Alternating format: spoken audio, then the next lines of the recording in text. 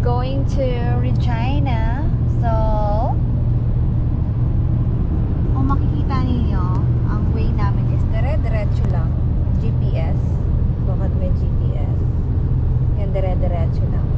Mula from Saskatoon to Regina, 2.5 hours. Punta kami ng Jollibee. Kung makikita nyo, super flat siya. Wala kang makikitang elevation. Right? Walang mountains. Like, super flat. Ganun lang talaga makikita. Prairie. Ang Saskatchewan is prairie. Ano ba yan? Yan.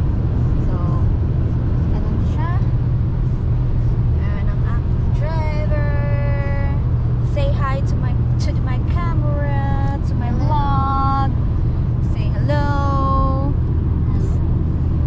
Hello world. Hello Canada. So, mapapansin mo, napakababa lang din ng